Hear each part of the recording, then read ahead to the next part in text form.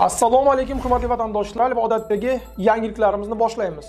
Boshlashdan oldin katta iltimos, meni ko'rayotgan bo'lsangiz, podpiskani bosinglar. Podpiska bizning kanalimizga rivojlanishiga juda ham yordam beradi. Iltimos, shuni bosib qo'yinglar.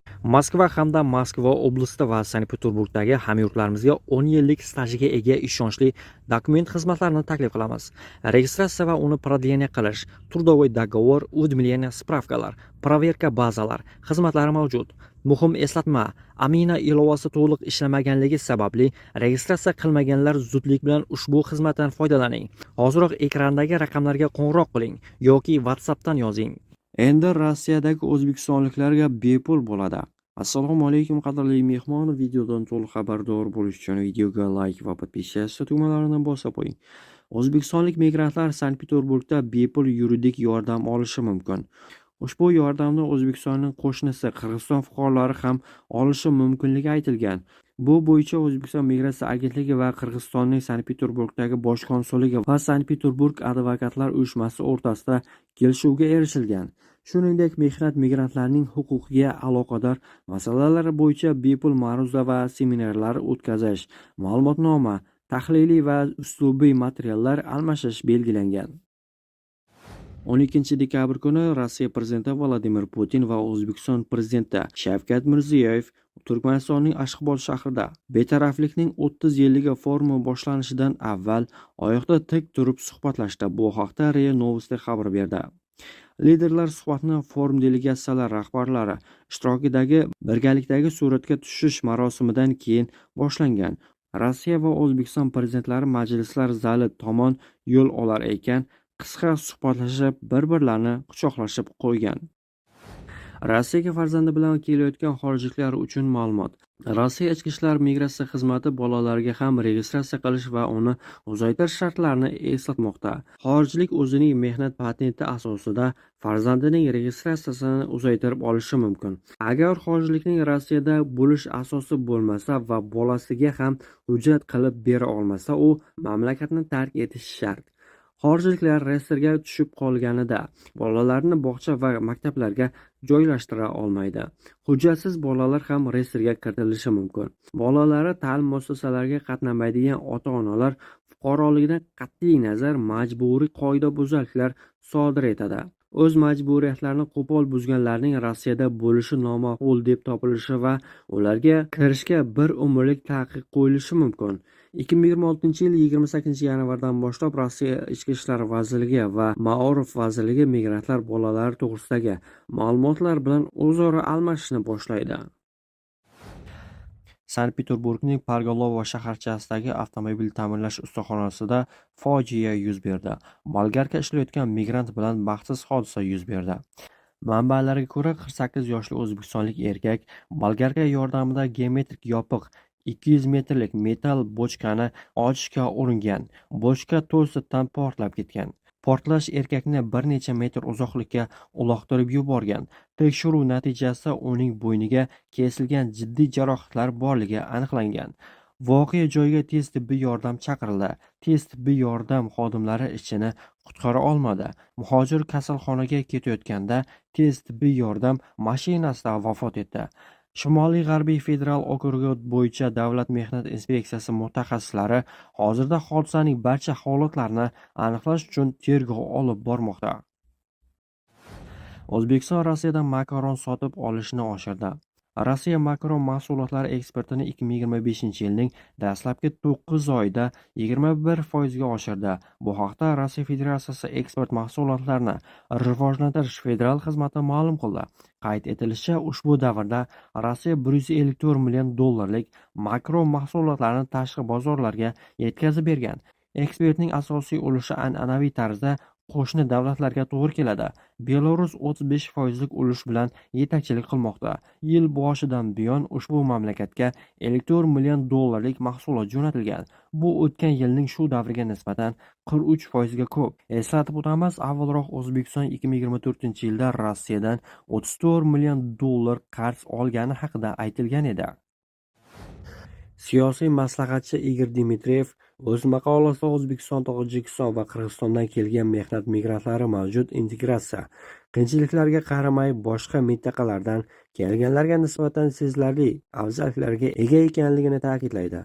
Uning ta'kidlashicha, Markaziy Osiyoliklar postsovet hududida o'sgan va shahar hayoti bilan tanish, ko'pchilik rus tilida gaplasha oladi va ma'muriy tartiblarni tushunadi. Bu esa ularning Rossiya jamiyatiga muvaffaqiyatli moslashishiga yordam beradi. Dmitriyev bu migrantlarning Rossiya iqtisodiyotiga, ayniqsa an'anaviy ravishda ishlagan qurilish va qishloq xo'jaligi sohalariga qo'shgan hissasini yuqori baholaydi. Ular Rossiya iqlimi va ish muhiti bilan yaxshi tanish ekanligini va allaqachon ijtimoiy aloqalar o'rnatilganligini ta'kidlaydi. Shu bilan birga muallifning ta'kidlaganidek, Markaziy Osiyo migrantlarga qarshi axborot kampaniyasi fonida Afg'onistondan ishchi kuchini jalb qilish rejalari haqida xabarlar paydo bo'la boshladi. Dmitriyevning so'zlariga ko'ra, afg'on fuqarolarini o'qitish darajasi va integratsiya salohiyatini ancha pastligi jihatidan bunday niyatlar ko'plab savollar tug'diradi. Rossiyada vaqtinchalik yashash uchun ruxsatnoma olishning yangi qoidalari joriy etilmoqda. 2 dekabr kuni e'lon qilingan prezident farmoniga ko'ra, ayrim toifadagi chet elliklar soddalashtirilgan tartibda rus tili, tarixi va Rossiya qonunchiligidan imtihon topshirmasdan RVP olishlari mumkin. Ushbu soddalashtirilgan tartibdan quyidagi chet elliklar foydalanishi mumkin: fan, sport, ishlab chiqarish, madaniyat, ta'lim yoki ijodiy san'at sohasida yutuqlarga erishgan, Rossiya iqtisodiyoti, jamiyati, mudofaasi va xavfsizligini rivojlantirishga hissa qo'shgan, mamlakatda talab yuqori bo'lgan professional ko'nikma va malakaga ega bo'lgan. Ushbu chet elliklar va ularning oila a'zolari til imtihondan o'tmasdan RVPga ariza berishlari mumkin. Ularga hukumat tomonidan odatda belgilanadigan yillik kvota ham taalluqli bo'lmaydi. Putin ilgari Ukrainadagi maxsus operatsiyada ishtirok etganlarni ham o'z ichiga olgan yarim toifadagi chet elliklar va fuqaroligi bo'lmagan shaxslar uchun fuqarolik va yashash uchun ruxsatnoma olishning vaqtinchalik soddalashtirilgan tartibi to'g'risidagi farmonni imzolagan edi. Qozog'istonda ichida 54 nafar o'zbekistonlik bo'lgan avtobus YTHga uchradi. 30 noyabr kuni Qozog'istonning Oqto'bo viloyatida ichida 54 nafar O'zbekiston fuqarosi bo'lgan yo'lovchi avtobusi yo'l transport hodisasiga uchradi. Bu haqda O'zbekiston Respublikasining Aqto'u shahridagi Bosh konsulligi xabar berdi. Qozog'iston Respublikasining vakolatli idoralari ma'lumotlariga ko'ra, soat 21:00 da Rossiya Federatsiyasi Oqto'bo Qizilo'rda Olmaota Respublikasi ahamiyatiga ega avtomobil yo'lida Moskva-Toshkent yo'nalishi bo'ylab harakatlanib kelayotgan Vanxul rusumli yo'lovchi avtobusi yo'l transport hodisasiga uchragan. Hodisa vaqtida avtobusda 54 nafar O'zbekiston fuqarosi bo'lgan. YTH oqibatida jabrlanuvchi va halok bo'lganlar yo'q. Barcha yo'lovchilar favqulodda vaziyatlar xizmati va politsiya xodimlari tomonidan Oqto'bo viloyati Qoraburtoq qishlog'idagi masjidga vaqtincha joylashtirilgan. Fuqarolarga oziq-ovqat va zarur yordamlar ko'rsatilgan. Slovakiya o'zbekistonlik ishchilarga qiziqish bildirmoqda. Hozir Slovakiya mehnat bozorida ishchi kuchi yetishmayapti. Shu sabab mamlakat O'zbekistonda mehnatga layoqatli va uyushgan ishchi kuchi qonuniy ravishda kelishiga qiziqish bildirdi. Mamlakat mehnat bozorida talab yuqori bo'lgan mutaxassislarga ega bo'lgan Yevropa ittifoqiga a'zo bo'lmagan mamlakatlardan kelgan migrantlar uchun imkoniyatlar yaratish mavjud tartib-qoidalarni soddalashtiryapti. Prezident Shavkat Mirziyoyevga tashqi mehnat migratsiyasi tizimi takomillashtirish va uni xalqaro standartlar asosida yo'lga qo'yish bo'yicha amalga oshirilayotgan ishlar haqida axborot taqdim etildi. So'nggi yillarda fuqarolarni chet elga mehnat maqsadida tizimli ravishda yuborish yo'lga qo'yilgani natijasida mamlakatda mehnat bozori kengayib bormoqda. O'zbekistonliklar asosan yuqori maoshli ish o'rinlariga ketmoqda.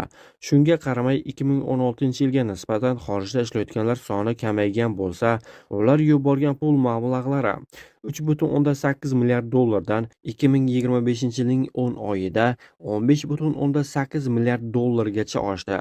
Taqdimotda ayni paytda xorijiy bozorda malakali kadrlar jiddiy talab borligi ta'kidlandi. Hozir 140 ming mutaxassis uchun buyurtma mavjud.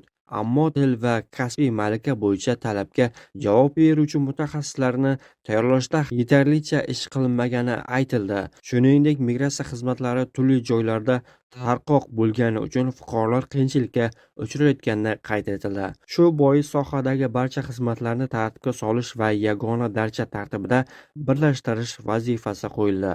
Prezident taqdim etilgan takliflarni ma'qullab, mehnat migratsiyasi bo'yicha jarayonlarni yanada qulay va xavfsiz shaffof qilish yuzasidan qo'shimcha topshiriqlar berdi.